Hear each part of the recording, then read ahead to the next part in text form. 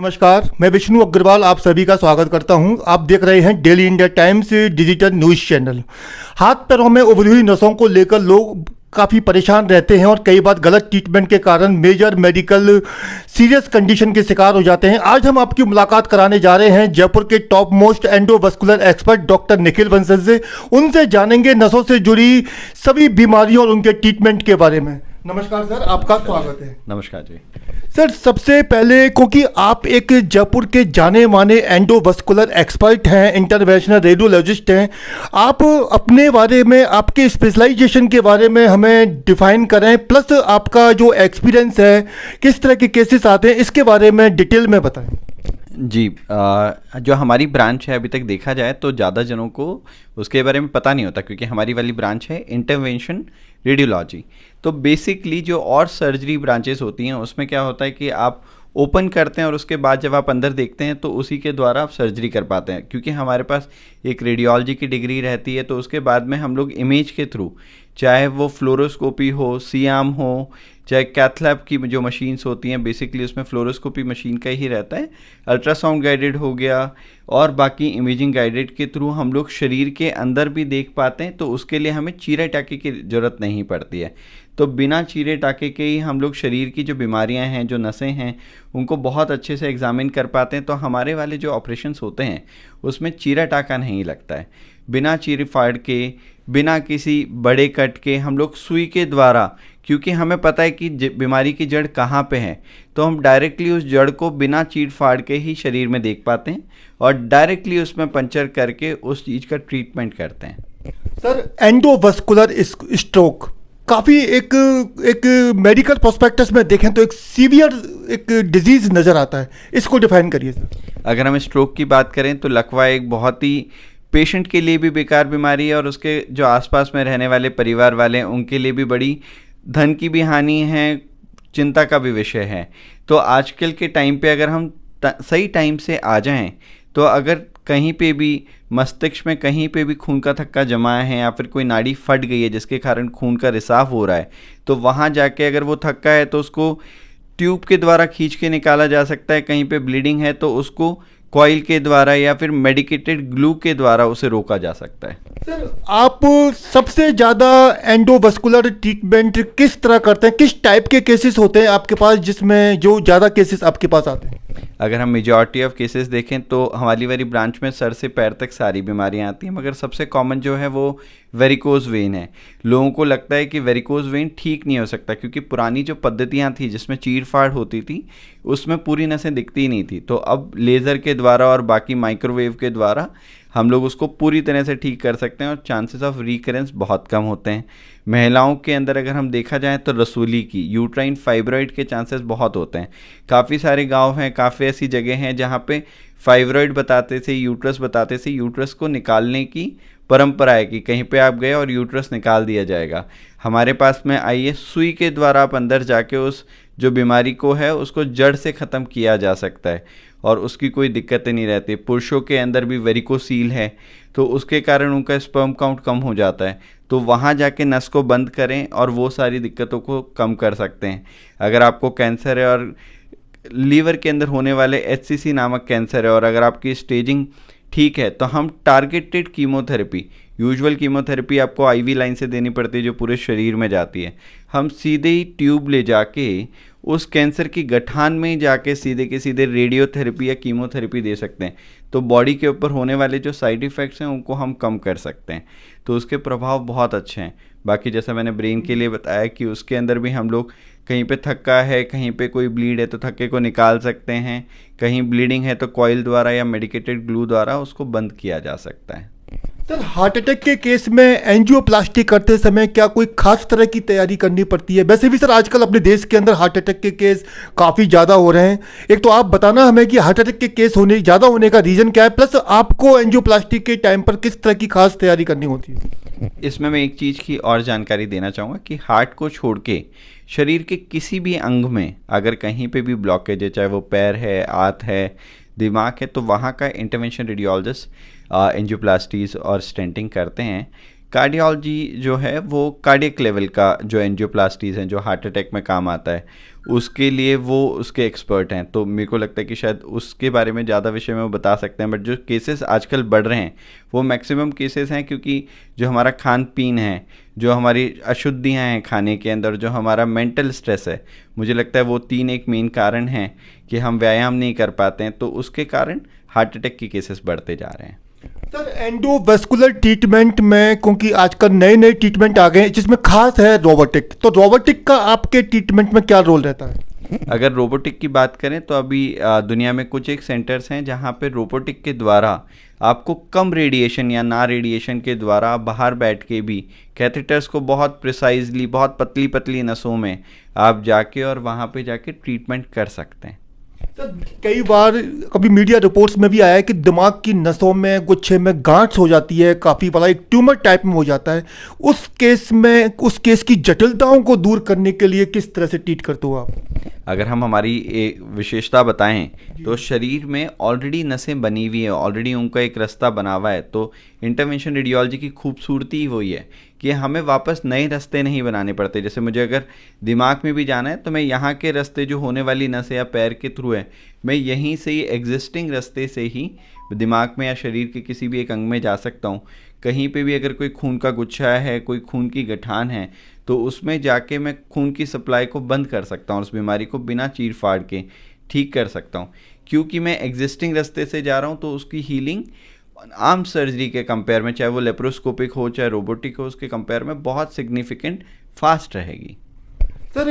क्योंकि आपका जो मेडिकल प्रोस्पेक्टस है वो काफ़ी डिफरेंट है, तो एक आपके प्रोफेशनल सेक्टर से जुड़ा हुआ पर्सनल सवाल है कि आफ्टर मेडिकल एजुकेशन आपने किस प्रोफेशनल इंटेंशन से ये आपने अपना फैसला किया कि आपको एंडोवेस्कुलर एक्सपर्ट होना है? जब मैंने रेडियोलॉजी करी थी 2016 के अंदर, तो उस टाइम इंटरवेंशन रेडियोलॉजी को काफ़ी जने नहीं जानते थे। इनफैक्ट मेरे पिताजी जो सर्जन हैं उनको भी ज़्यादा नहीं पता था कि इंटरवेंशन रेडियोलॉजी है क्या, कि रेडियोलॉजिस्ट होके आप सर्जरी कहाँ करोगे। जब मैं 2018 में जयपुर आया, मैं उससे पहले बॉम्बे में वर्किंग था, तो जब मैं जयपुर आया तो मैं जब ओटी में दिखता था तो मैक्सिमम लोगों का विचार आता था कि एक रेडियोलॉजिस्ट यहाँ क्या कर रहा है। अगर इंटरवेंशन रेडियोलॉजी की बात करें तो राजस्थान के बाहर या फिर हमारे देश के बाहर में बहुत डेवलप्ड ब्रांच है। तो जब मैंने इस ब्रांच के बारे में सुना कि मिनिमल इन्वेसिव तरीके से अगर इलाज हो सकता है और जहाँ पे पेशेंट को बहुत लाभ दे सकते हैं, तो मैंने इस चीज़ का काम किया। जब मैं 18 में आया तब राजस्थान में इंटरवेंशन रेडियोलॉजी के ज़्यादा डॉक्टर्स थे नहीं, बट धीरे धीरे आज हमारे पास में 6 डीएम के स्टूडेंट्स अभी वर्किंग हैं और 2 डीएम के स्टूडेंट्स एवरी ईयर आते हैं। सर आप क्या मुख्य वजह बता सकते हैं कि जैसे कि पहले हम सुनते थे कि जो बुजुर्ग लोग होते थे उनके हाथ पैरों की नसों में उभार आता था, लेकिन आजकल यंगर एज में, इट मीन 15 साल के बच्चे की मानो 25 साल या 30 साल की एज है, हाथ पैरों में नसें फूली हुई नज़र आती हैं, ग्रीन शेड में नज़र आती हैं, कई बार काफ़ी सीवियर स्वेलिंग हो जाती है। इसका मेन कारण क्या होता है और इस तरह के केसेस में आप उनको कैसे ट्रीट करते हैं, कैसे आप उनको बॉडी के अंदर मतलब वो उनके उभार को आप मिटाते हैं? सर जो मेन कारण है इन दिनों होने का, वो एक जेनेटिक कारण भी है, दूसरा खान पान अच्छा नहीं है, उसकी क्वालिटी अच्छी नहीं है, लोग व्यायाम नहीं करते हैं, या लोग व्यायाम करते हैं तो उसके प्रिकॉशंस नहीं लेते हैं, तो उस कारण से ये बहुत अर्ली स्टेज में आ जाता है। बट जैसा मैंने बताया कि लेज़र के द्वारा हो गया, माइक्रोवेव के द्वारा हो गया, या फिर मेडिकेटेड ग्लू थेरेपी के द्वारा हम लोग जो अंदर जाके सुई के द्वारा, जैसे हम आईवी कैनुला लगाते हैं, उसी प्रकार से अंदर जाके उन नसों को बंद करके आ जाते हैं। सर मैं अगेन इसी क्वेश्चंस को दोबारा दोहराऊंगा ताकि लोगों का भ्रम दूर हो। एक्चुअली में क्या है सर कि लोग जो हैं वो डरते हैं, अपने प्रॉपर ट्रीटमेंट नहीं कराते, उनको लगता है कोई मेजर सर्जिकल मैटर रहेगा। तो सर फिर भी आप, जैसे कि कई बार लोगों के हम देखते हैं स्पोर्ट्स पर्सन भी होते हैं, उनकी नसों में काफ़ी उभार आ जाता है। सर कब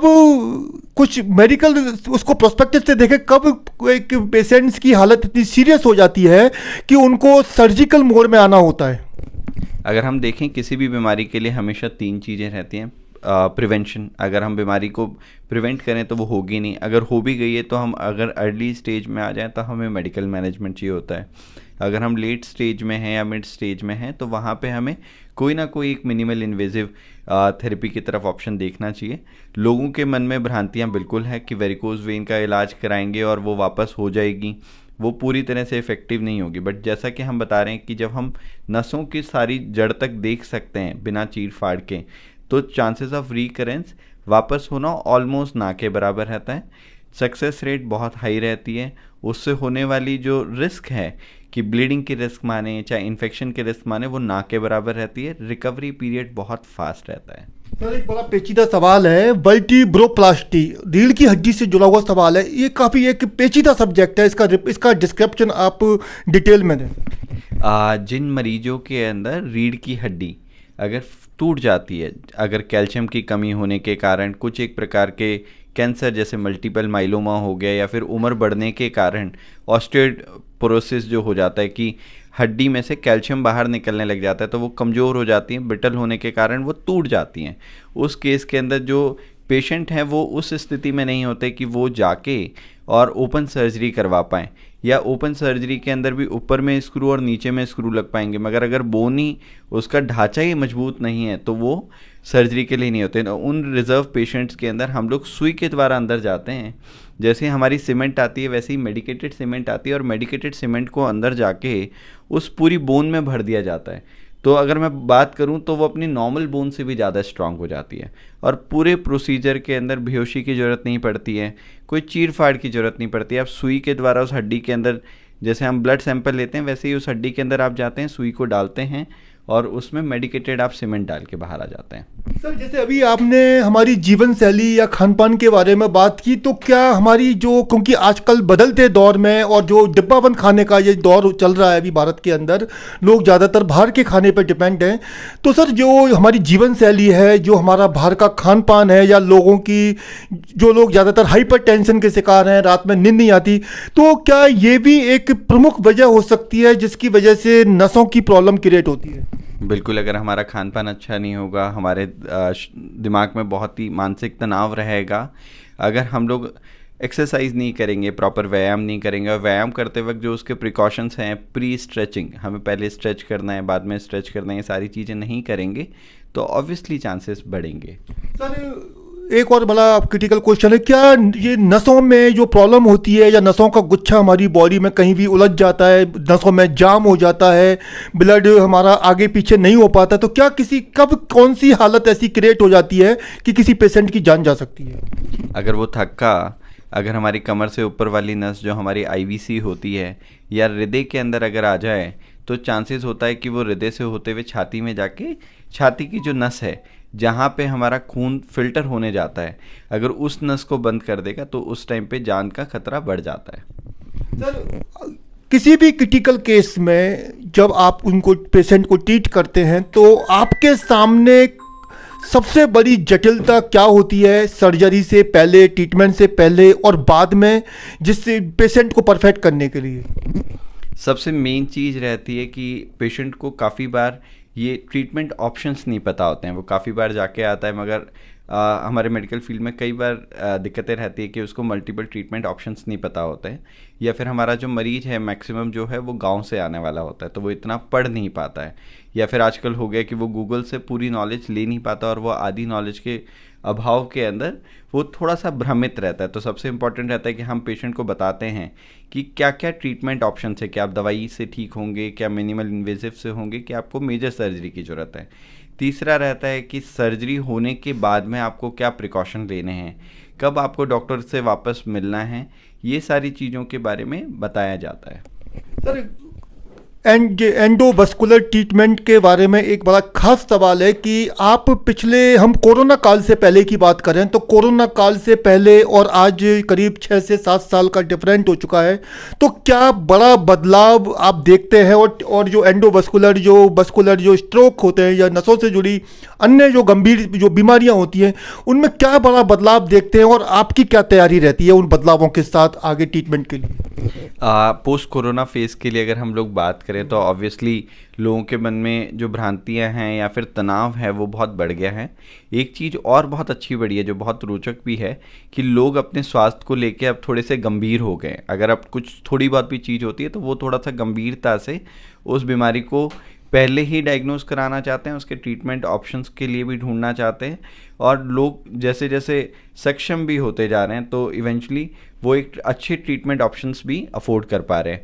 डॉक्टर्स के लिए भी बहुत चिंता का विषय हो जाता है, क्योंकि पोस्ट कोविड पेशेंट लोड भी बहुत सिग्निफिकेंट बढ़ा है, तो हम लोग को भी बीच बीच में एक्सरसाइज है, बीच बीच में वर्क के लिए छुट्टियां लेनी पड़ती हैं, कि जिससे हम लोग भी हमारे फैमिली जो वर्क लाइफ बैलेंस है उसको मैनेज कर पाएँ और उन बीमारियों से हम खुद भी ग्रसित ना हों। सर, आपके पास में जो पेशेंट आते हैं, आप उनको एंडोवास्कुलर ट्रीटमेंट के अकॉर्डिंग जैसे आप उनको कन्वेंस करते हैं ट्रीटमेंट के लिए, तो आपको किस तरह की चुनौतियां फेस करनी होती हैं, क्योंकि कई बार पेशेंट इस ट्रीटमेंट की बारीकियों को नहीं समझ पाते, तो कैसे आप उनको कन्वेंस करते हैं और उनके भ्रम को दूर करते हैं? इस ट्रीटमेंट की समझाने के लिए कि हम लोग उनको डायग्राम के थ्रू समझाते हैं, पुराने पेशेंट्स के रेफरेंसेस दिए जाते हैं, उनको कुछ जागरूक जो वीडियोस हैं, कुछ जो टेक्स्ट हैं वो उन्हें पढ़ाए जाते हैं। तो आजकल गवर्नमेंट का भी बड़ा हमें सपोर्ट है कि उन्होंने इन सब जो बीमारियां हैं उनको चिरंजीवी के अंदर भी इंक्लूड किया है, तो जिससे पेशेंट के लिए भी फाइनेंशियली भी बड़ा सपोर्टिव हो जाता है। और मुझे लगता है धीरे धीरे हमारे इंटरवेंशन रेडियोलॉजिस्ट साथी हैं जो वो बढ़ते जा रहे हैं, नए ट्रेनीज आ रहे हैं, तो लोगों में अवेयरनेस बढ़ती जा रही है और जागरूकता के साथ में अब पेशेंट को समझाना आसान हो गया है। सर, क्या बाकी अभी जैसे आपने कहा कि एंडोवास्कुलर हमारे साथी बढ़ते जा रहे हैं, लेकिन क्या अभी आपको लगता है कि सर जिस तरह से ये रोग बढ़ रहा है और लोगों को अंदर भ्रांतियां हैं, जानकारी नहीं है, तो क्या आपको लगता है कि हाँ रियलिटी में अभी एंडोवास्कुलर एक्सपर्ट की जयपुर में, राजस्थान में, इंडिया में कमी है और इसके लिए गवर्नमेंट को कोई बड़े प्रयास करने चाहिए? बिल्कुल, अभी हम देखें तो डॉक्टर्स का जो रेशियो है वो अभी इतना नहीं है जितना एक पेशेंट को नीडफुल होता है। और हमारी जैसी जो पर्टिकुलर ब्रांच है जिसमें 1000-1200 टोटल पूरे इंडिया में डॉक्टर्स हैं, तो वो बहुत मुट्ठी भर भी नहीं है सारी जगह तक सारे मरीजों को इलाज पहुंचाने के लिए। और मैक्सिमम जितने भी हमारे डॉक्टर्स हैं वो बड़े शहरों में हैं। तो मेरा बाकी साथियों से भी रहता है कि वो वीकेंड पे है या बीच बीच में जाके पेरिफेरल में जाके अपनी ओपीडीज़ करें, थोड़ा इसको जागरूकता बढ़ाएं और जितना लोगों को बाकी अपने साथियों को जो नए रेसिडेंट्स हैं उनको सक्षम बनाएं, उनको अवेयर करें कि वो इस ब्रांच की तरफ आएँ। तो हो सकता है कि एक समय के साथ में हम लोग एक बड़ी पॉपुलेशन ऑफ जो पेशेंट्स हैं उनको हम लोग हैंडल कर पाएंगे। सर, एक बड़ा, क्योंकि आप नसों से जुड़े ट्रीटमेंट के लिए एक स्पेसिफिक स्पेशलिस्ट डॉक्टर हैं, एक रूट जो कारण होता है सर, नसों की समस्या आखिर स्टार्ट कहाँ से होती है? जैसे कि एक छोटा सा उदाहरण है कि अक्सर हमने देखा है कई बार कि रात में लोग सो रहे होते हैं, गहरी नींद में सो रहे होते हैं, अचानक से उनको पैर में नस पे नस चढ़ जाती है, तो जिसके कारण उनको काफ़ी पेनफुल पोजीशन का भी सामना करना पड़ता है, जिसको बाद में कुछ एक्सपर्ट बताते हैं उसको हार्ट अटैक के सिम्टम से भी जोड़ा जाता है सर, कि अगर नाइट में अगर आपको पैर पे अगर नस से रिलेटेड कोई मेजर इश्यूज क्रिएट होता है, तो ये मेन कारण कहाँ से चालू होता है सर जो नसों में इतना एक मेजर डिजीज़ क्रिएट हो जाती है? यूजुअली ये भ्रांति का विषय भी कह सकते हैं इसको, कि काफ़ी बार जो नस एक दूसरे के ऊपर चढ़ जाती है उसका मेन कारण होता है कि हमारे शरीर के अंदर प्रॉपर पूरे मिनरल्स नहीं होते हैं, कैल्शियम नहीं होता है, बाकी चीज़ें नहीं होती है, तो उसके कारण हमारा मसल ट्विचिंग होता है और वो मसल ट्विच होने के कारण एक दूसरे के ऊपर हमें क्रैम्प्स आने लगते हैं। यूजुअली अगर हम उनका फुलफिलमेंट कर देते हैं कि अगर हमारे सारे मिनरल्स जो हैं, सारे विटामिन्स जो हैं, अगर वो फुलफ़िल हो जाएंगे तो ऑब्वियसली हम लोग हमारी इम्यूनिटी को और बूस्ट कर पाएंगे और हम बीमारियों से दूर हो पाएंगे। सर, अभी हमने जाना आपका, जब हम सेशन क्रिएट कर रहे थे, हमने आपके सेशन के द्वारा जाना कि जो ऑर्थोपेडिक ट्रीटमेंट भी होता है उसमें जैसे नी जॉइंट हो गया या रीढ़ की हड्डी का सब्जेक्ट हो गया, कहीं भी जॉइंट से रिलेटेड कोई भी सर्जरी होती है या कोई ट्रीटमेंट होता है, तो वहाँ भी जो एंडोवास्कुलर एक्सपर्ट की एक खास भूमिका होती है। तो सर, इसको ऑर्थोपेडिक से जुड़ा ये सवाल है, तो इसको आप क्लियरली डिफाइन करिए। जो अभी एडवांसमेंट हो रहे हैं, अगर हम लोग देखें कि हमारे देश में भी अब तो बहुत एडवांसमेंट के साथ में सारी चीज़ें बढ़ती जा रही हैं, मगर विदेश में अगर जापान में, साउथ कोरिया में बात करें या फिर हम यूएस में बात करें, तो अब जो नी पेन है कि ट्रांसप्लांट जो पेशेंट नहीं करा सकते हैं या फिर अभी ट्रांसप्लांट की तरफ नहीं जा सकते हैं, उन सब पेशेंट्स के अंदर आप नी के अंदर जहाँ पे पेन है, जहाँ पे भी दबाव है या सूजन है, अब वहाँ पे जाके कैथेटर के बारीक कैथेटर्स के थ्रू आप जाके उस नसों को आप बंद कर दें और आपका जो नी पेन है या शरीर के किसी भी अंग में अगर आपका दर्द है, सूजन है, तो आप उसको कंट्रोल किया जा सकता है। बहुत ही आराम से। और अगर ऑर्थोपेडिक ट्रीटमेंट की हम बात करें, जैसे कि हमने वर्टिब्रोप्लास्टी या काइफोप्लास्टी की, कहीं की अगर बोन कमज़ोर है या फिर ऑस्टियोपोरोसिस के कारण, कैल्शियम कम होने के कारण अगर वो टूट गई है, तो सुई द्वारा जाके मेडिकेटेड आप उसमें सीमेंट डाला जा सकता है। काफ़ी सारे जो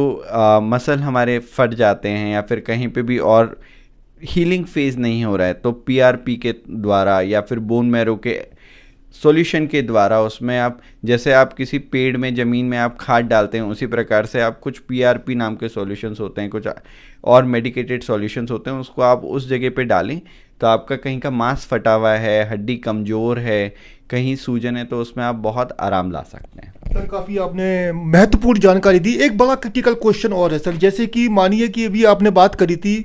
कि हमारे माइंड में कोई ट्यूमर है, कोई गांठ हो जाती है, कोई नसों का एक गुच्छा बन जाता है, काफ़ी सीरियस पोजीशन होती है,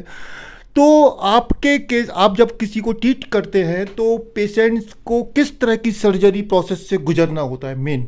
दूसरा, उनका हॉस्पिटलाइजेशन सेशन कितना लंबा चलता है, ट्रीटमेंट की क्या जटिलताएं होती हैं, इन्फेक्शन मैनेजमेंट आप किस तरह करते हैं, ये एक बड़ा खास सवाल है जिसका जवाब दीजिए सर। इसके लिए मैं बिल्कुल आपको बताना चाहूँगा कि हमारे सर्जरी मैक्सिमम 90 या 95% में हमारा जो ये पिन होल सर्जरीज हम बोलते हैं कि हमारे पेन का जो निप का साइज़ होता है, इतने से छेद से हम लोग बड़े से बड़े सर्जरियों को करके आ जाते हैं। जैसे हम ब्लड सैंपल लेते हैं, इतना ही है, उससे थोड़ा बड़ा छेद रहता है, तो चांसेस ऑफ इन्फेक्शन,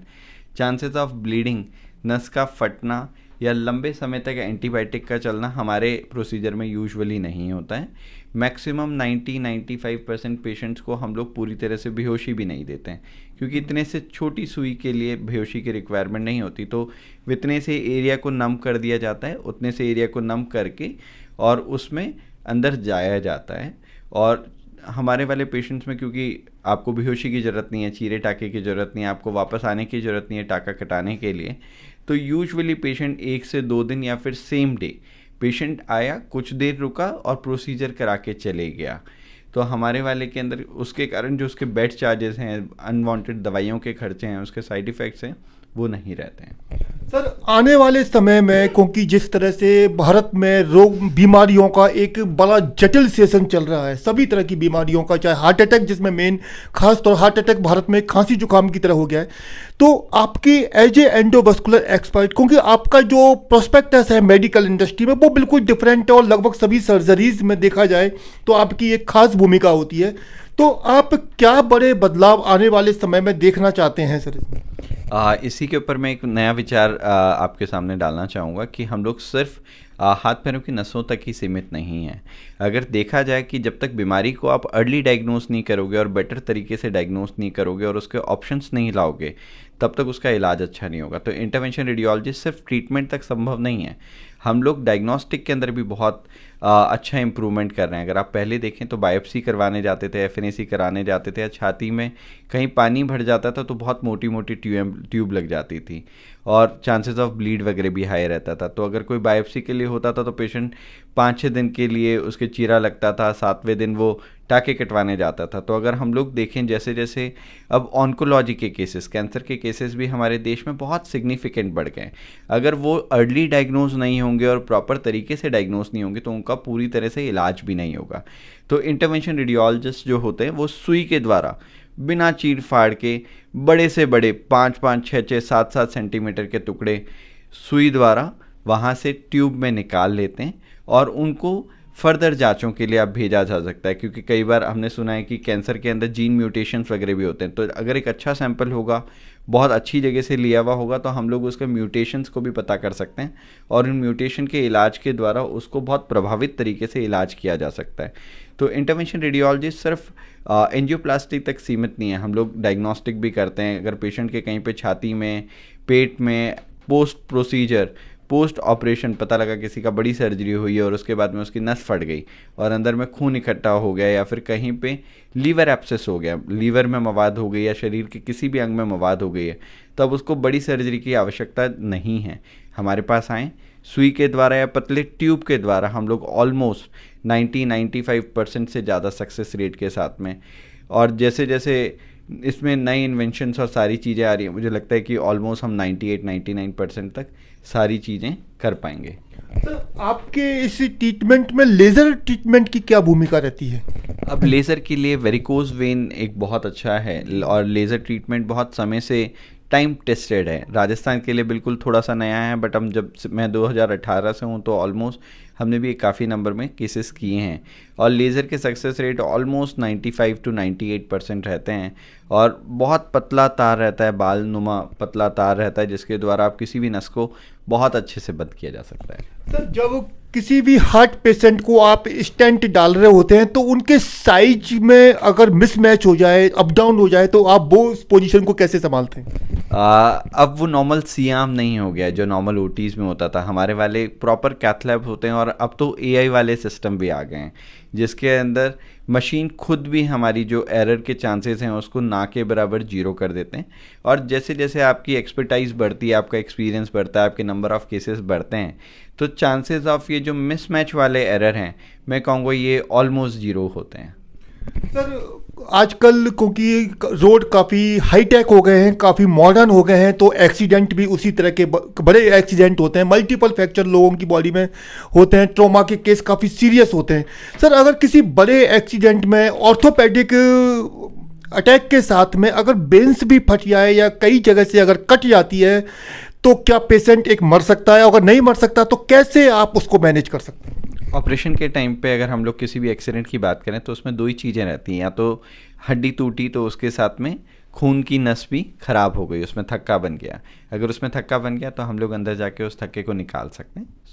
ट्यूब द्वारा। अगर वो नाड़ी फट गई है तो उस नाड़ी को, जैसे मैंने बताया कि मेडिकेटेड ग्लू होता है, शरीर के किसी भी अंग में, चाहे वो चेहरा हो, चाहे दिमाग हो, चाहे वो आते हों, चाहे पेट की या फिर किसी मुख्य अंग हो या शरीर के हाथ पांव हो, कहीं से अगर खून बह रहा है तो हम लोग उसी पतली ट्यूब को ले जाके उस खून को रोका जा सकता है। तीसरा रहता है कि अगर पता लगा कि नस कहीं से फटी है और वो सिर्फ ग्लू से काम नहीं हो सकता तो उसमें कवर्ड स्टेंट्स भी आते हैं। कुछ तरह के छल्ले आते हैं जिनके ऊपर में कवरिंग होती है, एक तरह का कपड़ा लगा हुआ होता है, तो वो एक नया पूरा रास्ता बना देता है।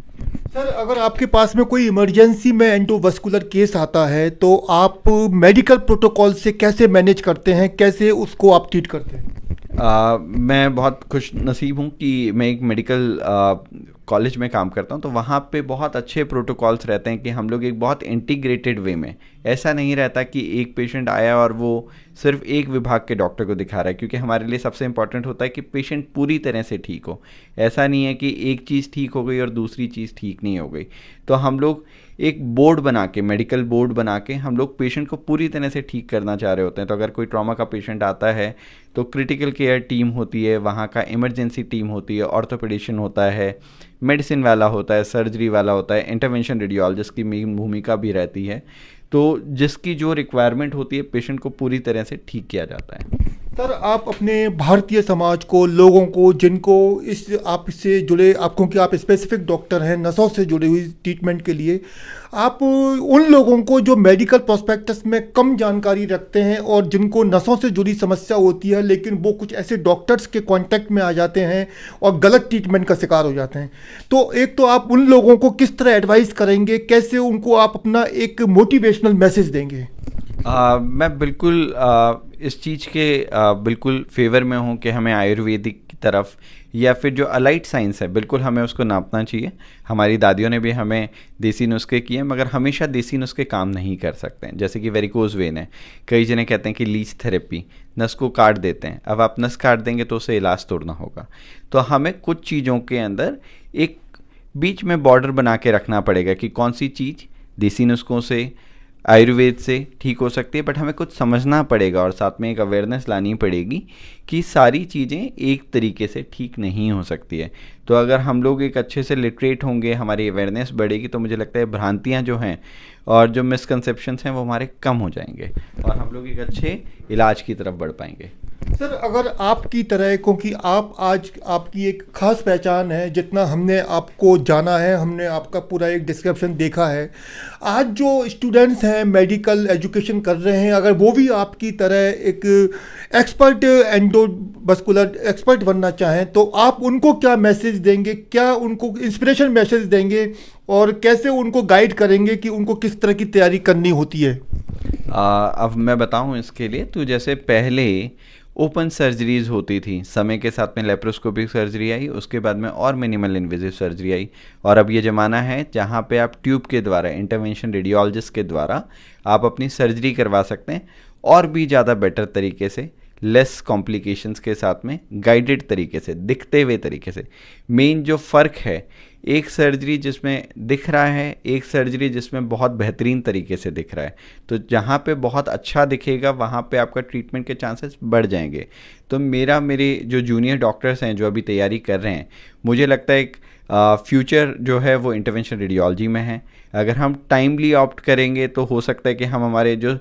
साथ के जो लोग हैं हमारे घर परिवार में, या फिर जो हमारे रिलेटिव्स हैं, जो हमारे साथी हैं, हमारे जहाँ पे हम गाँव में जहाँ पे हम पैदा हुए हैं या बाकी जगह वर्किंग हैं, वहाँ पे हम मैक्सिमम इस चीज़ का इम्पैक्ट डाल पाएंगे। तो मैं तो कहूँगा कि ये एक राइट टाइम है जहाँ पे एक मिनिमल इन्वेजिव ऑप्शन हमें एज ए कैरियर भी चूज़ करना चाहिए। सर, अब आप एक खास मैसेज या कुछ खास टिप्स उन लोगों को दीजिए जो कि बस्कुलर ये वेन से रिलेटेड प्रॉब्लम्स को फेस करते हैं, काफ़ी प्रॉब्लम में रहते हैं। कुछ टिप्स जिससे कि उनको नसों से संबंधित कोई परेशानी ना हो, और जो सर नसों में जो उभार होता है, क्या किसी खान पान से या जीवन शैली में कोई बड़ा बदलाव करके उसको ठीक किया जा सकता है? जी बिल्कुल। अगर हम हमारे शरीर का वजन एक नियंत्रित कर पाएँ, उसको बहुत ज़्यादा नहीं बढ़ाएं, हम हफ्ते में 4 दिन कम से कम 20 से 25 मिनट वॉक करें। हम लोग जैसे ही उठें या सोते समय हम लोग थोड़ी सी स्ट्रेचिंग कर लें। अगर हम स्ट्रेचिंग करेंगे तो हमारी नसें बड़ी अच्छे से वर्क करेगी। हम लोग खान पान के अंदर हम लोग ट्राई करें कि जो पैक्ड फूड है उसकी जगह हम लोग जो हमारे, या तो आपके घर में ही अगर कहीं जगह है तो थोड़ा बहुत वहीं उगाएं, वो ही नेचुरल खाएं, और थोड़ा ग्रीन वेजिटेबल्स हो गए, बाकी नट्स हो गए, जो हमारे काजू बादाम हो गए, जो हमारे पहले पीढ़ी में भी हमें बोला जाता था, थोड़ा बहुत हम लोग अच्छा सेवन करेंगे तो मुझे लगता है इन सब बीमारियों से हम लोग हमेशा के लिए दूर रह पाएंगे। आपने सुना जयपुर के top most endovascular expert doctor Nikhil Bansal को। उन्होंने नसों से जुड़ी सभी बीमारियों के बारे में डिटेल में बताया। साथ ही उन्होंने बताया कि किस तरह की सावधानी बरतने के बाद में पेशेंट अपने आप को फिट रख सकते हैं और नसों से जुड़ी किसी भी मेडिकल प्रॉब्लम से बाहर आ सकते हैं। साथ ही आप डॉक्टर निखिल बंसल के जो टिप्स हैं खान पान से जुड़े हुए, उनकी जीवन शैली से जुड़े हुए, उनको अपनाकर भी अपने जीवन को आप एक हेल्दी रख सकते हैं और नसों से जुड़ी किसी भी बीमारी से बच सकते हैं। Thank you very much sir, आपने कितना अपना कीमती समय हमें दिया। Thank you very much sir. Thank you ji, धन्यवाद। तो लगातार खबरों के लिए बने रहिए हमारे साथ। Thank you very much.